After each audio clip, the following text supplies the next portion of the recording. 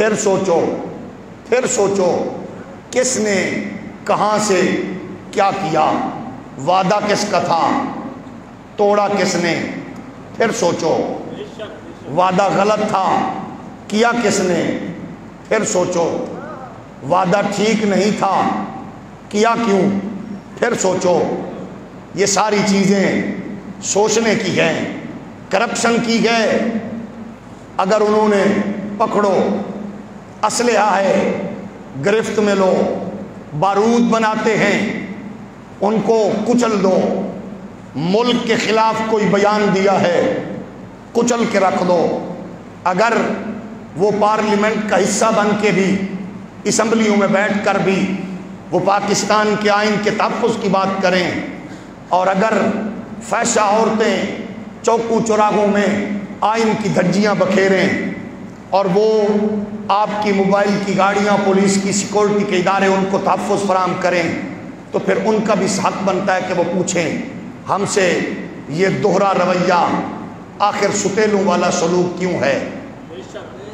حق بنتا ہے کہ ہم جب ملک کی بات کریں، اور پھر بھی ہم یہی کہتے ہیں کہ جو کل خوبصورت بات آبروئے علم و دانش مفتی اعظم پاکستان حضرت علامہ مفتی منیب الرحمن صاحب نے پریس کانفرنس کے ذریعے کی ہے، اللہ ان کو سلامت رکھے۔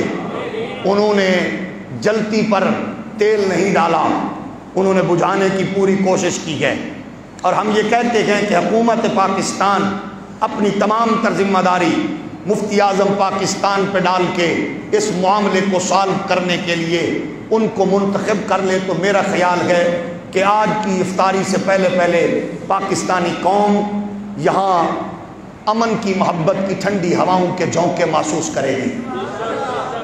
اور دوسری خوبصورت بات جو جگر گوشہ ضیاء الامت حضرت صاحبزادہ پیر محمد امین الحسنات صاحب نے رات وزراء کے اجلاس میں کی ہے، ان کی خوبصورت دور اندیشی اور حکمتوں سے بھرپور بات کو دیکھا جائے، غور و خوض کیا جائے۔ ہم یہ کہتے ہیں ڈونگا باغ میں کہ ہم انتشار اور افتراق کو ہمیشہ کنڈم کرتے رہے ہیں، ریجیکٹ کرتے رہے ہیں۔ یہ ملک ہمارا ہے، ہم اس ملک کے چپے چپے کی حفاظت کرنے والے ہیں۔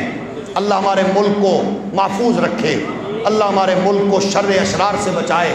لیکن ہم یہی مطالبہ کرتے ہیں حکومت وقت سے کہ ہر دو شخصیتوں کو، مفتی اعظم پاکستان مفتی منیب الرحمن صاحب کو اور جگر گوشہ ضیاء الامت پیر محمد کرم شاہ الازہری صاحب کے لخت جگر پیر محمد امین الحسنات صاحب کو اور مسلم امت سید حسین الدین شاہ صاحب کو اس معاملے میں ڈال کر اس کو حکمت عملی سے سالو کیا جائے۔ خدا را مزید خون بہنے سے بچے، مزید انتشار سے بچیں۔ یہ رمضان کا مہینہ ہے، مقدس مہینہ ہے، یہ عبادات کا مہینہ ہے، یہ چاہتوں کا، الفتوں کا، محبتوں کا مہینہ ہے۔ اس میں یقیناً ہمیں ایک دوسرے سے پیار کرنا ہے۔ ہمیں خوشی ہوئی جب ہم نے کسی پولیس والے کو اس دھرنے میں تراویح پڑھتے ہوئے دیکھا، اللہ کرے ایسا ماحول ہو۔ جب کوئی پولیس والے کی افطاری کرواتے ہوئے دیکھا یا پولیس والوں کو ان کی افطاری کرواتے ہوئے دیکھا، یہ منظر ایسا ہونا چاہیے۔ سب ہمارے ہیں، ہمارے ہی بھائی ہیں، ہمارے ہی بیٹے ہیں، دشمن نہیں ہیں۔